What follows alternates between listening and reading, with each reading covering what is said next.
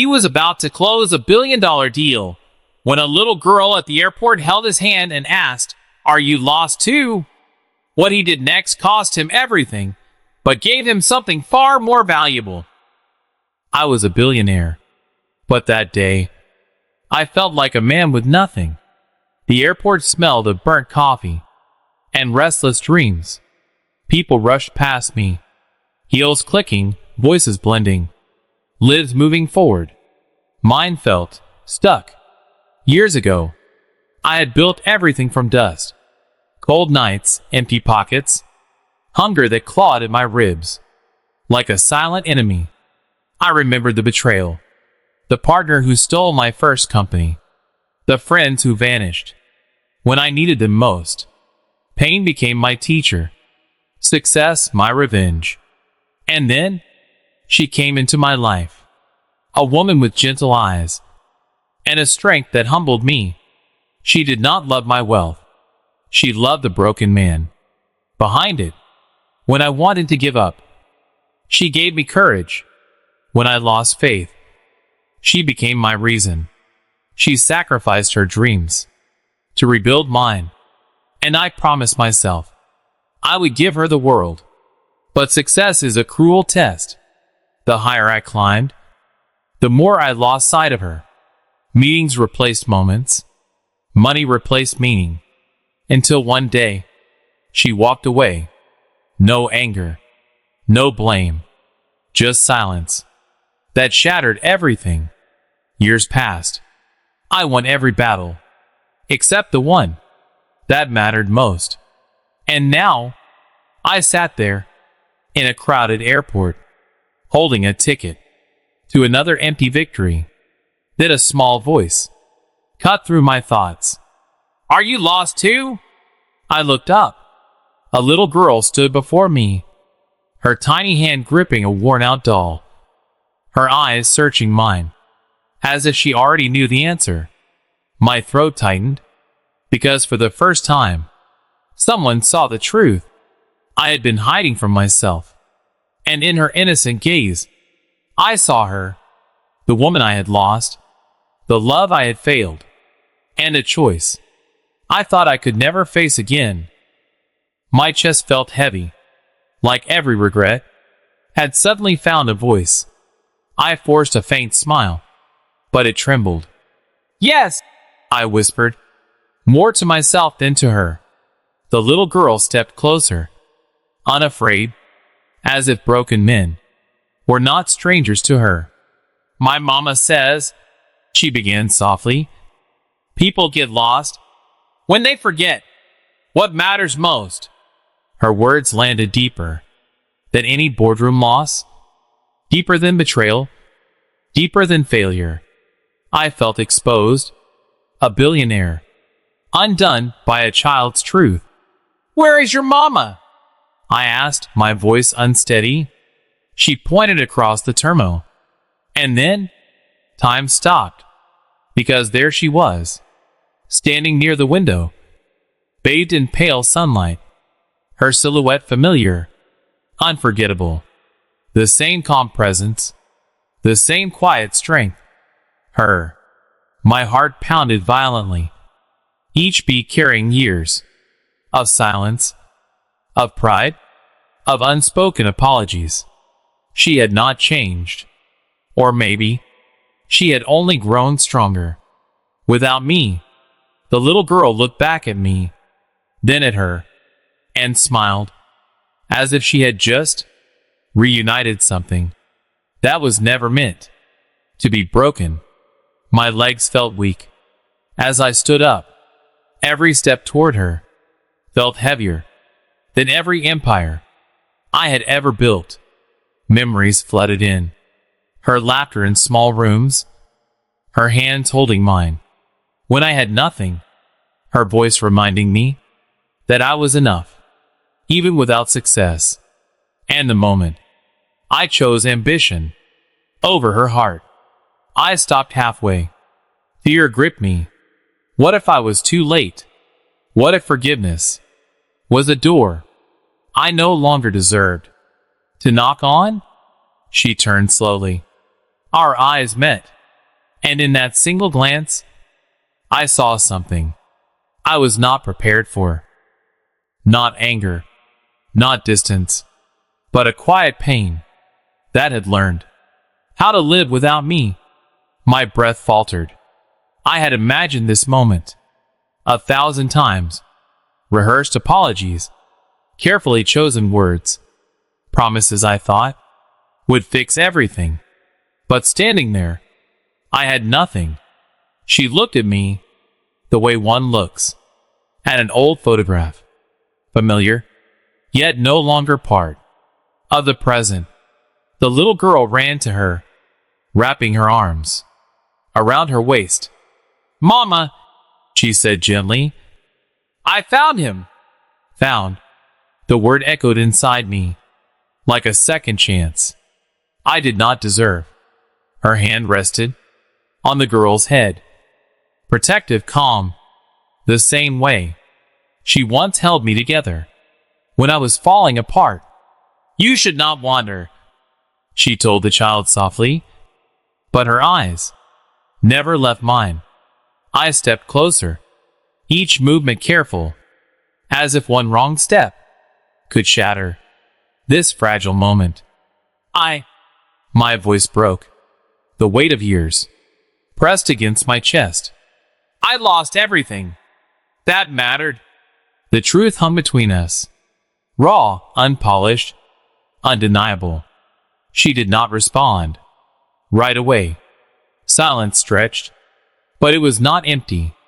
It was filled with everything we never said. "I waited," she finally whispered, not loud, not angry, just honest. "I believed in you when you had nothing." Each word cut deeper than any failure I had ever faced. "And when you had everything," she paused. Her fingers tightened slightly around the girl's shoulder. "You forgot what love was." My eyes burned, not from shame alone, but from the unbearable truth that she was right. "I came back," I said, almost pleading. But even as the words left me, I knew coming back was not the same as never leaving. Her gaze softened just a little, and in that fragile shift, I felt something stir. Not forgiveness, but something even more uncertain. A fragile possibility, so delicate, it almost hurt to breathe. The little girl looked up at me, then at her, as if she was waiting for a story to continue, not end. Continue? "Why did you come back?" she asked quietly. No accusation, just a question that demanded truth, the kind I used to avoid. I swallowed hard. "Because I finally understood what I lost," I said slowly. "Not money, not power, not success." My voice trembled. "You?" The word lingered, heavy, honest. "And her," I added, glancing at the little girl, whose eyes now held a soft curiosity, as if she was beginning to see me, not as a stranger, but as something she had been told about. Her mother closed her eyes for a brief moment, as if my words had reopened a wound she had spent years learning to survive. "You do not get to return just because you understand now," she said gently, not cruel, just real. "I know," I replied, "and I am not asking to take anything back." A pause, a breath. "I am asking to earn it." The air between us shifted, something unseen, but undeniable. The little girl stepped closer to me, tilting her head slightly. "Are you still lost?" she asked again. This time, the question felt different, not innocent, important. I looked at her, then at the woman who once believed in me before the world did. No, I said quietly. I know exactly where I need to be. And for the first time in years, it was not a boardroom, not a deal, not a destination on a map. It was here, in front of them, in front of the life I had walked away from. She studied my face, searching, not for wealth, not for promises, but for the man she once loved. And then, slowly, almost imperceptibly, she took a step toward me. My heart stopped, because in that single step, everything I thought I had lost forever stood on the edge of return or collapse. There was no middle ground, only truth, only consequence. Her step was small, but it carried years of silent battles, of nights she chose strength over breaking. I did not move. I did not dare, because this moment was not mine to control anymore. It belonged to her, to the woman I once promised forever, and then abandoned for temporary victories. The little girl held her hand, but her eyes stayed on me, watching, measuring, learning what kind of man stood before her now. I built everything, I said slowly, but I never built a life. The words felt heavier than any empire I had ever created. I thought success would fill the emptiness. A faint, broken smile touched my lips. It only made it louder. Her expression shifted, not fully softened, but no longer distant. You always knew that, she said quietly. You just chose to ignore it. She was right. Again. And that truth did not crush me. It grounded me. I cannot erase the past, I continued, but I can stand here now, without excuses. The airport noise faded. Or maybe it was my mind finally finding silence. No deals, no distractions, just this moment of reckoning. The little girl let go of her mother's hand and walked toward me. Each tiny step echoed louder than my heartbeat. She stopped inches away, looking up with wide, searching eyes. Then she reached out and held my hand. Warm, soft, real. A connection I had never earned, yet somehow was being offered. I felt something break inside me. Not pain, not regret alone. Something deeper. A wall I had built to survive, now falling, to finally live. Her mother watched us, her eyes glistening, not with weakness, but with a quiet storm of decisions forming. If you stay, she said slowly, her voice steady, yet fragile beneath. Everything changes. I nodded. I know. She took another step closer, and in that closeness, I saw something return that I thought was gone forever. Not trust, not yet, but the beginning of something that could become it. And then she asked the one question I was not prepared for. I froze, not from fear, but from recognition. That voice, sharp, familiar, carrying the weight of the life I was trying to leave behind. Slowly, I turned. He stood there, breathing hard, eyes locked onto mine, like I was something he refused to lose.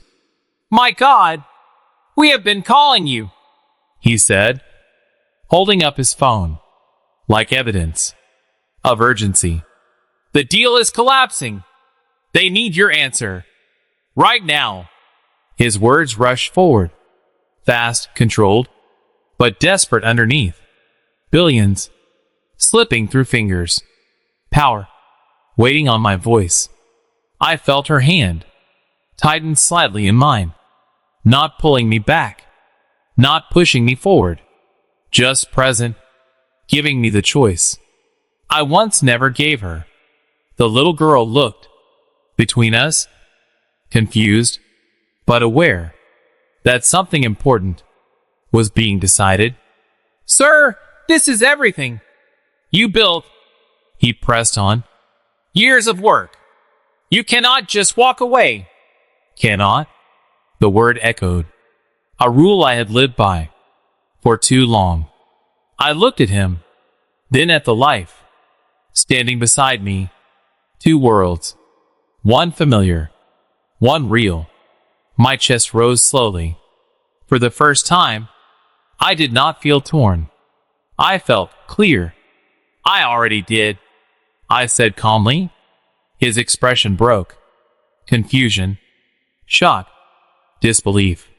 "You do not understand." He stepped closer. "This will change everything." A small, quiet breath left me. "I know." And I meant it. In a way, he never could. Because everything had already changed. The moment I chose to stay. The moment I chose them. Silence stretched between us. Heavy. Final. He searched my face for hesitation, but found none. Because for the first time, I was not negotiating. I was not calculating. I was not afraid to lose. I was finally deciding. Behind me, her grip softened. Not uncertain, but trusting what I would do next. And then he said something. Something that made her hand slip from mine. She signed the papers. The words fell. Quiet, but devastating. My heart stopped. For a second, I did not understand. Then it hit me. "What papers?" I asked, my voice no longer steady. He hesitated, and that hesitation said everything. Before he even spoke, "The transfer," he replied carefully. "The final ownership shift. She gave up her share. Years ago." I turned slowly toward her, toward the woman who once built everything with me. "You told me you kept nothing," I whispered. She held my gaze, calm, but carrying a truth far heavier than anger. "I kept my dignity," she said softly.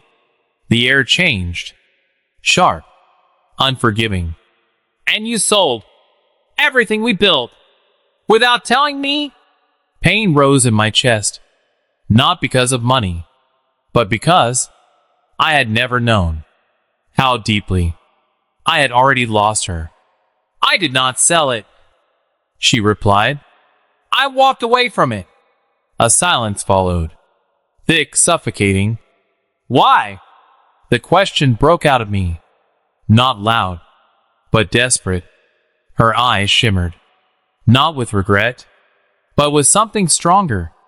"Because every piece of it reminded me of who you became." Each word stripped something inside me, slowly, honestly, and I refused to raise her. She placed her hand gently on the little girl's shoulder. "In a world where love was always second to ambition," the truth landed, not as an attack, but as a mirror I could no longer avoid. I stepped back slightly, not from her, but from the weight of what I was finally beginning to understand. Everything I fought for, everything I thought was success, had already been rejected by the only person who truly mattered. And yet, she was still here, not for my wealth, not for my power, but for something I had not proven.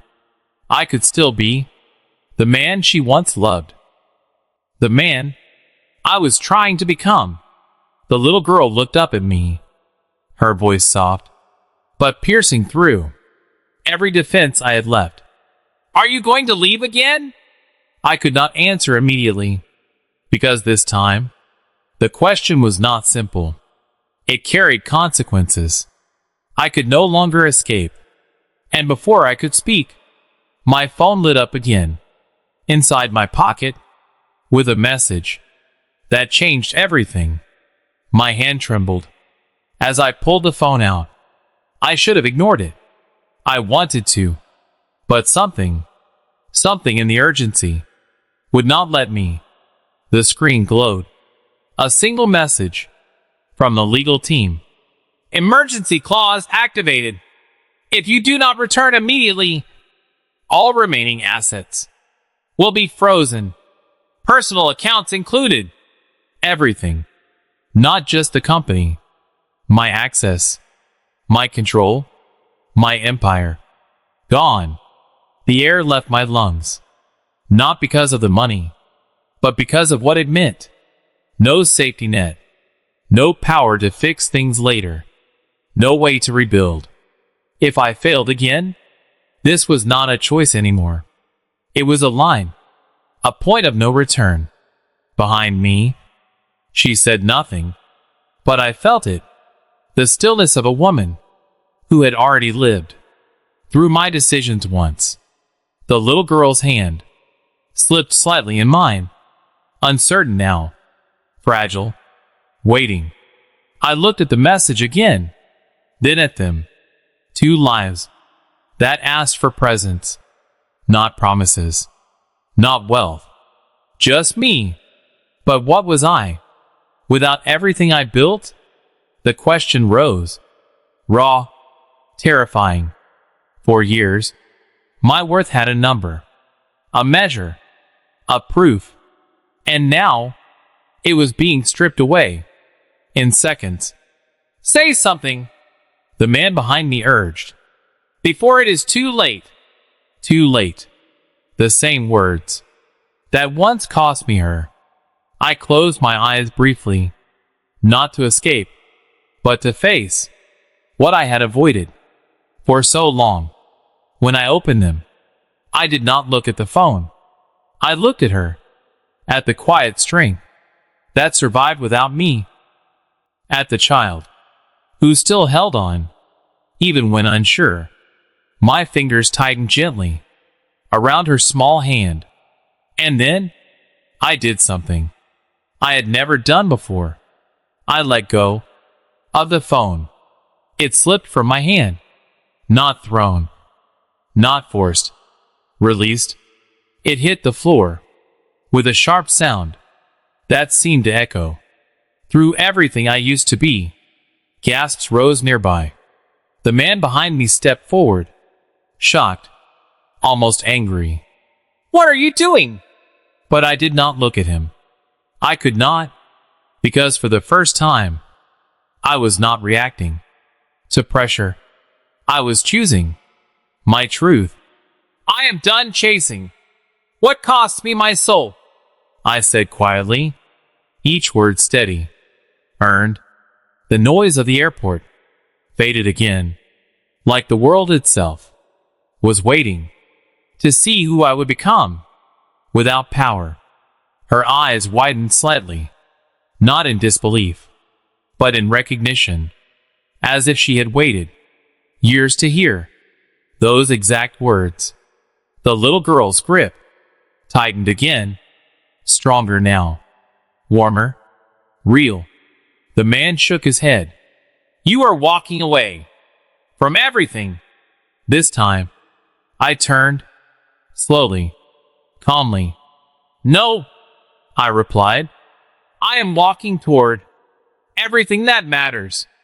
Silence. Final. Unarguable. He stepped back, not convinced, but defeated by a decision he could not control. And just like that, the life I built without love began to fall behind me. I faced her again. No titles, no shields, just a man standing in front of the woman he once broke. I do not have anything now, I said honestly.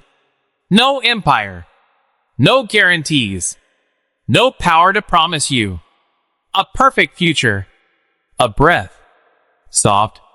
But I have something I never gave you before. I stepped closer, not to take, but to offer. My presence, my truth, my choice to stay, even when it is hard. Her eyes filled, not with tears alone, but with something deeper, something that trembled between pain and hope. The little girl looked up at her, then at me, waiting again for the story to move forward. And then, very slowly, she opened her hand toward me, not fully, not completely, but enough to change everything. And in that fragile moment, I realized something I had never understood before. Love does not return with words. It returns with patience, with proof, with time. I looked at her hand, not fully open, not fully closed, a bridge between what we were and what we could become.